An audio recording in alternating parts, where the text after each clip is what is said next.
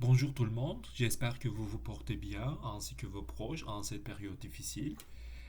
On continue quand même à faire des cours à distance cette fois-ci. On va voir un petit peu jusqu'à quelle mesure ça va fonctionner. Vous êtes toujours bienvenus de faire d'autres suggestions. On peut changer un petit peu la modalité d'enseignement à distance ainsi. C'est ce que je vais faire. En gros, c'est de préparer comme d'habitude les diapositives. Et je vais narrer chaque diapositive en expliquant la matière de la semaine, en donnant les moments clés de chaque théorie, aussi avec beaucoup d'exemples comme d'habitude. Et peut-être par hasard, la thématique de la semaine n'est pas très loin de ce que nous vivons dans ces jours de Corona, parce qu'on va s'incliner sur les relations entre la sécurité et aussi l'émergence d'un certain type du monde qu'on appelle néolibéral. Donc on va voir toutes les mesures de sécurité et leurs conséquences dans notre vie sociale. Et aussi nous avons beaucoup d'opportunités d'observer ces effets de ce que nous vivons maintenant. C'est pour ça que je vais essayer au début de faire un petit lien avec le coronavirus. Par rapport à l'évaluation de l'apprentissage, vous allez recevoir les notes du journal de bord cette semaine et aussi le plan de travail annoté par courriel.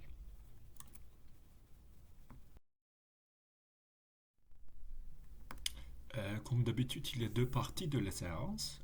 D'abord, je vais introduire et mettre un contexte des politiques sécuritaires, d'où viennent ces discours et quels sont leurs modes de l'implémentation dans les institutions. Et il y a trois éléments clés dans le passage à ce discours: l'identification d'une menace, d'un danger ou d'un risque, et qui est assez pertinent aussi dans le cas où nous vivons maintenant à partir d'une épidémie, même une pandémie mondiale. L'avènement du néolibéralisme ici est critique aussi, qui met en avant le calcul et la prévention du risque, explique une certaine logique dominante de notre époque. Et finalement, on va voir le lien entre surveillance, discipline et contrôle et euh, la mobilisation d'une logique sécuritaire concrètement dans les institutions. Dans la deuxième partie, on va voir quels sont les dispositifs et médias et des technologies qui anticipent le risque et qui amènent des procédures et des techniques pour intervenir a priori des cas, des menaces, des dangers en avance. L'outil principal pour cela, c'est la police prédictive. On va étudier un petit peu ce dispositif et voir ses répercussions dans les cas concrets. Même si ce que nous vivons maintenant par rapport à ce qui se passe autour des questions du coronavirus n'est pas très clair, quand même, jusqu'ici, il y a beaucoup d'interventions des experts, de leurs suggestions et aussi de leur analyse de la situation. J'ai préparé un dossier sur coronavirus. Vous allez trouver les articles, les vidéos et les entrevues avec les spécialistes et les intellectuels qui analysent la situation de différentes perspectives. À part de ce dossier, j'ai préparé aussi un autre dossier avec les musiques apaisantes. Si vous avez d'autres suggestions de musique dans cette catégorie, vous pouvez me les envoyer par courriel.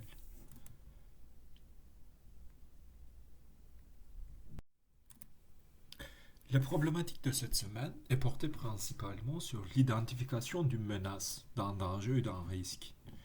Mais identifier une menace et décrire une situation comme dangereuse ne sont pas toujours si faciles. Par exemple, nous savons bien que ce coronavirus cause des effets négatifs qui pourraient aller jusqu'à la mort. Mais comme vous savez, ces effets ne se montrent pas dans chaque individu de la même manière. Par exemple, les vieux constituent une population plus vulnérable. ou bien on observe des changements dans le taux de la propagation du virus. Euh, Par rapport à chaque pays, par exemple. C'était pas le même, le taux de la propagation en Italie ou au Canada ou dans un autre pays. Donc certains éléments culturels ou la politique implémentés par chaque pays y jouent aussi un rôle. Mais la situation n'est pas toujours claire, comme dans un cas de l'épidémie.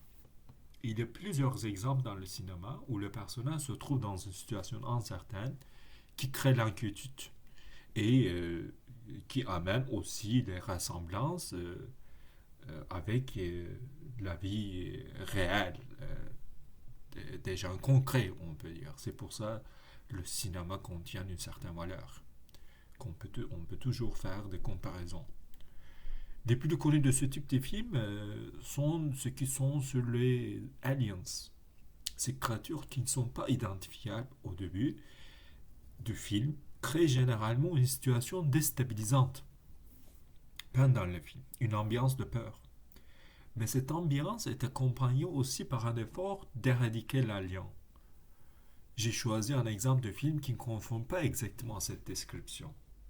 Donc je vais parler de The Shape of Water euh, de Guillermo del Toro, euh, mise en scène à 2018.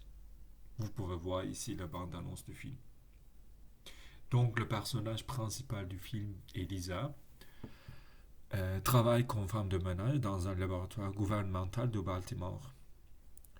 Le colonel Richard Strickland, qu'on peut dire qui est représentant d'une logique gouvernementale, qui représente le côté institutionnel de se régler avec un objet inidentifié, qu'on peut dire, et qui représente aussi un caractère brutal et ambigu de lui-même.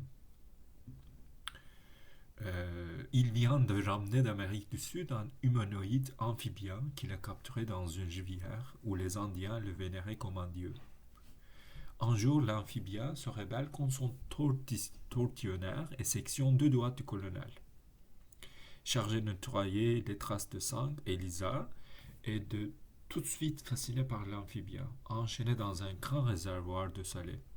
Chaque jour, elle s'introduit clandestinement dans le lieu secret où l'on cache le réservoir.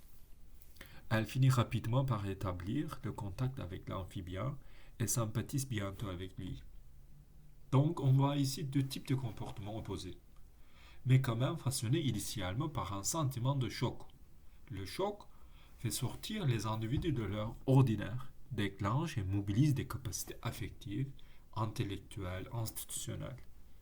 Puis il est absorbé d'une certaine manière et qu'il donne lieu à une certaine série d'actions. De l'optique du gouvernement, de la perspective du colonel, la priorité c'est de trouver l'amphibien et le verrouiller immédiatement parce qu'il représente une menace pour le public. Mais la situation pour réaliser est différente, qui est plutôt celle d'une sympathie et même d'amour. De même, lorsqu'il s'agit d'identifier une menace terroriste, de détecter un crime, il y a toujours des incertitudes qui pénètrent dans le processus. Dans ces exemples de terrorisme, crime ou même quand il s'agit d'identifier un virus comme une menace à la population, la question de l'identification se pose comme celle des institutions et ainsi nécessite l'adoption d'une politique qui met en scène certains critères d'évaluation pour distinguer les menaces de la non-menace. Il semble que la logique dominante de notre époque devant un cas de menace, même quand ce dernier manque concrètement, mais supposé comme possibilité, passe par les mesures de sécurité, et les institutions se structurent selon cette logique qu'on peut appeler une logique de sécurité et de calcul de risque. Je cite Dean, 1999. Le risque est une chose qui n'existe pas en réalité. Donc, qui n'existe pas en réalité parce qu'il apparaît d'une certaine manière dans une situation singulière et que nous le construisons d'après nos manières de faire actuelles. Le risque est une manière, ou plutôt un ensemble de différentes manières, d'ordonner la réalité, de la rendre sous une forme calculable. C'est une manière de représenter les événements tels qu'ils sont gouvernables de manière particulière, avec des techniques particulières, à des fins particulières. La fin de la citation. Ce type d'analyse des risques se produit par un discours sécuritaire qui a émergé durant la guerre froide et qui se croise avec le néolibéralisme de nos jours. Après la guerre froide, la notion de guerre, qui est définie essentiellement par rapport à la guerre entre les pays, a été transportée dans d'autres domaines. Tout d'abord, la guerre contre le crime, la guerre contre la drogue, puis la guerre contre le terrorisme. Tous ces discours vont donner lieu à une institutionnalisation rapide de discours sécuritaires. On voit plusieurs étapes dans l'émergence historique de ce discours et son implémentation dans les institutions. Par exemple, Richard Nixon vient au pouvoir aux États-Unis avec une campagne qui promet à intensifier les sanctions contre les crimes. Donc on peut dire que le premier pas vers la prolifération du discours et des pratiques sécuritaires émerge avec la politique du néoconservatisme. On va voir que cette politique sera accompagnée par les politiques néolibérales. L'expression loi et ordre fait référence à la demande d'un système de justice pénale strict, en particulier en ce qui concerne les crimes violents et contre les biens par le biais de sanctions pénales plus strictes. Ces sanctions peuvent inclure des peines d'emprisonnement plus longues, des peines obligatoires, des lois sur les grèves et dans certains pays la peine capitale. À partir des années 90, le point central du discours sécuritaire deviendra le terrorisme. Mais la politique néoconservatrice a gagné ce débat et a entré dans une longue coopération avec le néolibéralisme. Le néolibéralisme est défini comme une doctrine, une idéologie, un ensemble d'idées, une croyance politique émergente autour de la Seconde Guerre mondiale. Initialement formulée pendant les années 1980 et 1960, cette doctrine a pris de l'essor au milieu des années 1970, lorsque des formations politiques conservatrices vont utiliser ces principes en vue de les transformer en programmes politiques. Thatcher au Royaume-Uni et Reagan aux États-Unis par exemple. Friedrich August von Hayek et Milton Friedman constituent les deux principaux intellectuels associés à ce courant idéologique. Lorsqu'il apparaît en 1884, le terme désigne de manière assez générale une forme de libéralisme qui laisse une intervention limitée à l'État. Le néolibéralisme est critique de l'interventionnisme étatique ou de l'État-providence. L'analyse repose sur l'idée que la Grande Dépression des années 1930 n'a pas été causée par le capitalisme, mais par les premières interventions de l'État qui auraient perverti le mécanisme de l'économie de marché. La main visible d'Adam Smith dans les richesses des nations serait une métaphore par laquelle Smith signifierait que les marchés sont autorégulateurs et conduiraient à l'harmonie sociale. Smith se demanderait dans les richesses des nations comment survit une communauté où chaque individu se préoccupe avant tout de son intérêt personnel. Donc le néolibéralisme est présenté comme une technique de gouvernement, une politique économique et sociale étendant l'emprise des mécanismes du marché à l'ensemble de la vie. Quels sont les traits caractéristiques du néolibéralisme? D'abord, il consiste en un ensemble de pratiques. La dérégulation de l'économie, ça veut dire le libre marché, la libre circulation des capitaux, des marchandises et des personnes, la libre compétition, la privatisation des entreprises d'État et des services sociaux. La libre compétition des agents économiques animés par la recherche de profit constitue le seul vrai moteur de développement économique national et international. Donc, le néolibéralisme fournit les principes nécessaires pour un développement national et international.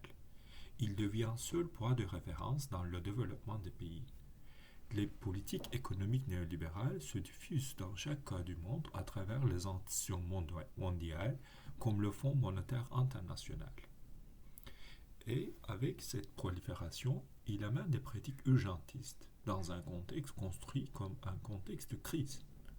Le néolibéralisme survit dans les conditions de crise et les rend même le moteur de son propre progrès. De cette optique, Le néolibéralisme est défini comme une rationalité du gouvernement à travers laquelle tout est économisé et de manière très spécifique. L'être humain devient acteur de marché et rien d'autre. Chaque domaine d'activité est vu comme un marché et chaque entité, publique ou privée, personne, entreprise ou État, est régie comme une entreprise. Comme dit Margaret Thatcher, there is no alternative. Et pour ce monde néolibéral sans alternative, puis se soutenir, toutes les actions et d'autres éléments sociaux qui pourront le perturber doivent être écrasés. Et ces opérations de l'écrasement passent par le maintien de l'ordre public et l'implémentation des mesures de sécurité dans chaque domaine de la vie sociale. Le 13th est un documentaire américain réalisé en 2016 par Ava DuVernay. Le film explore les liens entre la race, la justice et l'incarcération de masse aux États-Unis. Le titre fait référence au troisième amendement à la Constitution des États-Unis qui a libéré les esclaves et interdit l'esclavage. Les réalisatrices démontrent que l'esclavage s'est perpétué depuis son abolition à travers des actions telles que la criminalisation de certains comportements. Des affranchis étaient par exemple accusés de vagabondage et forcés à travailler pour l'État ou loués à des propriétaires terriens. Les réalisatrices examinent aussi les centres pénitentiaires devenus de véritables complexes industriels et pointent du doigt les bénéfices réalisés par certaines entreprises à la suite de ces incarcérations. Comment le documentaire rend-il compte de la criminalité aux États-Unis? Comment la criminalité est-elle discutée? Ces questions nous ramènent au lien entre sécurisation, les discours sécuritaires et leur mise en acte dans les institutions, et racialisation. Parce que si les mesures extrêmes sur la prévention des crimes se justifient par l'incompatibilité de certaines personnes avec la société, ce discours est immédiatement attribué à certains groupes qui sont parfois ségrégés par de piètres excuses. Et c'est ça en fait qu'on appelle la racialisation. Dans le contexte des États-Unis, la peur envers le communisme est remplacée maintenant celle de le crime, de la drogue, de l'immigration. Adoption et l'implantation de politiques sécuritaires généralisées qui criminalisent différentiellement des pratiques, par exemple usage de certaines drogues, et ciblent des quartiers, des populations, en rendant suspect des comportements, des styles vestimentaires, etc. Certains groupes, certains sites et certains styles de vie attirent directement l'attention des autorités et certaines personnes sont immédiatement étiquetées comme ayant une tendance vers le crime. Mais l'attention ne se produit pas par elle-même. Il y a des mécanismes qui la suscitent et maintiennent. Ces mécanismes consistent de techniques et procédures de contrôle qui sont en continuité à des rapports de pouvoir inégalitaires et oppressifs qui ont façonné et défini le contexte social et politique. En fait, il s'agit d'un cercle vicieux. Les rapports de pouvoir inégalitaires et oppressifs façonnent et définissent le contexte social et politique qui donnent lieu à un certain profil racial et qui contribuent à la justification de l'intrusion et brutalité policière. Ainsi, on observe dans les statistiques sur le crime une disproportion par rapport à une certaine partie de la population. L'un des exemples du profilage racial est le contrôle faciès. Le contrôle faciès est en France une procédure de contrôle d'identité fondée sur l'apparence de la personne contrôlée. Je vous suggère un film récent, Les Misérables, réalisé par Lady Lee, qui montre les répercussions du contrôle faciès dans le banlieue de Paris. Un contrôle d'identité doit permettre aux forces de l'ordre de déterminer quels individus sont susceptibles d'être ou d'avoir été impliqués dans des activités criminelles ou délictuelles. Un contrôle d'identité est dit au faciès lorsque celui-ci est motivé par des raisons fondées sur l'appartenance ethnique, la race, la religion ou l'origine nationale supposée, plutôt qu'à des soupçons raisonnables, des indices objectifs ou des critères liés au comportement des personnes concernées. D'un autre côté, il y a des mouvements citoyens contre le contrôle faciès. Par exemple, le collectif Stop le contrôle faciès, qui est né en 2011 d'une réunion d'associations, vient de rendre public un rapport qui fait la synthèse de tous les témoignages recueillis en 5 ans. Le collectif s'inquiète du sentiment de résignation des victimes qui refusent de déposer plainte dans 90% des cas. 5,4% des intéressés ont déclaré avoir voulu déposer plainte et plainte refusée dans 73% des cas. Près de 7% ont été poursuivis pour outrage, rébellion ou violence. On trouve une autre expression de la révolte contre ces contrôles dans la culture de rap.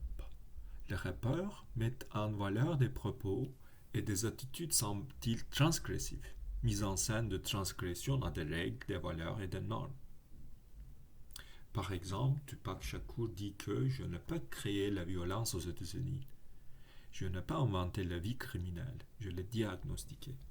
Et ici, vous pouvez écouter une chanson de NTM qui s'appelle C'est arrivé près de chez toi, qui reflète ce type de révolte des rappeurs. Regardons un peu des réalités canadiennes. Le contrôle de l'État et les violences sont répartis dans toutes les institutions au Canada, y compris l'immigration, les écoles, la protection de l'enfance et d'autres services sociaux, qui sont coercitifs en leur pouvoir et agissent sous les prétentions de servir et de protéger. Les forces de l'ordre, les prisons, les cours de justice, la Commission des libérations conditionnelles du Canada jouent un rôle central dans la gestion, managing des populations noires au Canada.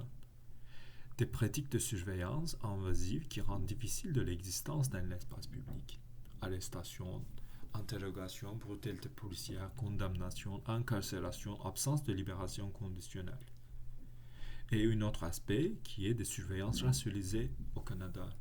Par exemple, dans les réserves autochtones, pensionnats, imposition des modes d'organisation politique, profilage racial, etc. Donc le mandat de sécurité ne vise pas à protéger simplement et à servir les gens, mais à servir et à protéger les citoyens blancs et les autres citoyens contre les menaces perçues des Noirs et des Autochtones du Canada. On trouve aussi des exemples dans le contexte de Montréal. Par exemple, Montréal Noir, qui est un collectif de citoyens montréalais inquiets par les dérapages policiers envers les communautés noires et le racisme anti-noir. Et Woodstock, qui a été organisé par les différents groupes qui sont mobilisés par CEFA, qui vise à mobiliser les forces de communautés culturelles avec des ateliers, des spectacles et des moments d'échange par, avec et pour les membres de communautés noires et racisées. Woodstock se déroule à Montréal-Nord, constitué d'une population de plus de 60% de citoyennes issues des communautés racisées. Il est possible de suivre la militarisation de la police dans les médias aussi. Surtout dans le mouvement populaire, on observe plus en plus le recours de la police aux mesures extrêmes, voire les méthodes militaires. De cette optique, les manifestants se considéraient et sont codés comme des ennemis. Ce type de discours et pratique émerge dans le moment de confrontation. D'un autre côté, il y a un autre aspect qui intéresse plutôt la vie quotidienne et qui se perpétue par le mécanisme de contrôle continu. La surveillance apparaît comme le moyen complémentaire du discours sécuritaire. Dans Surveiller et punir, Foucault prend les prisons comme le focus de son analyse des mécanismes du pouvoir moderne. Pour Foucault, le système et la structure de la prison est important parce que plusieurs différents types de pouvoir s'y cristallisent. Ce qui est le plus important ici, c'est le changement de perspective sur l'organisation du pouvoir, un passage d'une logique du châtiment à une logique de la discipline qui vise à encadrer les détenus afin de faire émerger les comportements ciblés. On est historiquement passé du châtiment public à la discipline, au redressement. Donc, il ne s'agit pas simplement d'un pouvoir qui fonctionne par rapport à un modèle d'imposition qui est basé sur la centralité d'une instance ou d'une identité qui subjugue les sujets selon ses besoins. Cette entité est désignée généralement comme une souveraine ou un monarque, et tout le système carcéral s'organise selon la structure hiérarchique de la monarchie. Mais à l'époque moderne, le focus devient la discipline des sujets, créer des corps dociles qui ne constitueraient plus de danger pour l'ordre public. Et ici, comment on définit l'ordre public devient problématique. Pour Foucault, un mécanisme de surveillance fonctionne toujours par rapport aux normes et se réalise par la création des nouvelles normes, qu'il appelle la normation, avec ces différences de la normalisation qui fait référence à une norme déjà existante. Ainsi, le modèle de prison n'est pas simplement un site d'observation des pouvoirs de relations complexes, mais aussi sert à comprendre d'autres domaines de la vie sociale. La famille, l'usine, l'école ou les casernes contiennent des points communs avec les prisons, même si tous ces domaines gardent encore une certaine autonomie. Il y a vraiment des bons films qu'on peut observer cette situation. Cette situation. Pour le lien entre l'école et les prisons, je vous suggère à voir le film de François Truffaut, 400 coups, et pour le lien entre l'usine et les prisons, le film de Rossellini, Europe 51, qui est vraiment fascinant. Je cite Tagamben, tandis que la loi cherche à empêcher et prescrire, la sécurité cherche à diriger des processus. Là où la discipline cherche à produire l'ordre, la sécurité cherche à guider le désordre. Donc, avec le passage à une logique disciplinaire, les frontières d'une norme se brouillent. La sécurité est définie toujours par rapport à un événement qui pourrait secouer l'ordre établi et créer une situation d'insécurité. Donc, pour créer un milieu sécur, il faut prévoir les dangers, les risques et les menaces, donc déterminer les facteurs qui causent le désordre, et puis créer des mécanismes qui sont capables de pénétrer tout le temps dans le désordre et d'en extraire des éléments normalisables. La, la dérégulation néolibérale crée inévitablement une situation d'insécurité. Plus aucun choix n'est sûr, tout est précaire. Et d'incertitude, qui veut dire l'instabilité et obscurité des règles du jeu, que les individus sont incités par les pratiques et discours ambiants, à traduire en termes de sentiments d'insécurité. La ligne de la sécurisation visant à rassurer la population, la ligne de l'insécurisation visant à angoisser ces dernières pour justifier la protection. Ainsi, la surveillance et la sécurité deviennent des modes de gouvernement et de contrôle dépolitisés. Dépolitisés parce que tous ces mécanismes et discours s'invoquent et se posent comme la partie intégrante de la vie sociale. Autrement dit, elles se présentent comme les normes indiscutables. De cette optique, il n'y a plus de place pour le débat politique, il n'y a que des mesures à prendre. Ça nous ramène à la théorie de Levitt-Bridget, qui veut dire l'explication statistique visant à établir un lien direct de cause à effet entre le taux de criminalité et le nombre croissant de fenêtres brisées d'un édifice, d'un quartier à la suite d'une seule fenêtre brisée que l'on omet de réparer. Et dans cette théorie, l'argument continue comme ça. Si une fenêtre d'un bâtiment est brisée et n'est pas réparée, toutes les autres fenêtres seront bientôt brisées. Cela est aussi vrai dans le beau quartier que dans le quartier délabré. Le bris de fenêtres ne se produit pas nécessairement à grande échelle, car certaines zones sont habitées par des briseurs de fenêtres déterminés, tandis que d'autres sont peuplées d'amateurs de fenêtres. Au lieu de cela, une fenêtre cassée, non réparée, est un signal que personne n'est sans souci, et donc briser plus de fenêtres ne coûte rien. Donc cette théorie est devenue l'expression du néolibéralisme à l'échelle urbaine. La pauvreté comme enjeu de sécurité publique, qui est le crime, plutôt que comme un enjeu politique, culturel, de santé publique, d'inégalité économique et sociale. Donc les enjeux sociaux ne sont plus considérés de l'optique politique, culturelle, économique dans leur complexité, mais juste comme une question de sécurité qui pourrait être résolue avec les mesures policières ou d'autres mesures de surveillance qui prennent le crime comme quelque chose acquis. Afin d'éviter que des crimes majeurs ne soient commis, la police doit mettre en œuvre pour que des petits signes de désordre ne prolifèrent, tels que les graffitis, les ordures dans les rues, les mendiants, l'urination en public, la vente de cigarettes de contrebande, etc. La théorie de Levitt-Bridget a offert à la police l'autorisation de contrôler des comportements, de les policer, discipliner et de les punir. On peut dire que les techniques de surveillance ont été déjà anticipées par les science-fiction.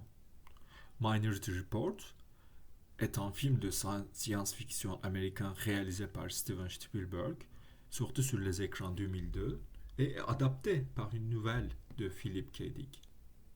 Donc, j'aimerais résumer très brièvement ce film. En 2054, la ville de Washington a réussi à éradiquer la criminalité. Grâce aux visions du futur fournies par trois individus exceptionnels doués de précognition, les agents de pré-crime peuvent arrêter les criminels juste avant qu'ils ne commettent leurs méfaits. Mais un jour, le chef de l'unité, John Anderton, reçoit des précogs, une vision le concerne.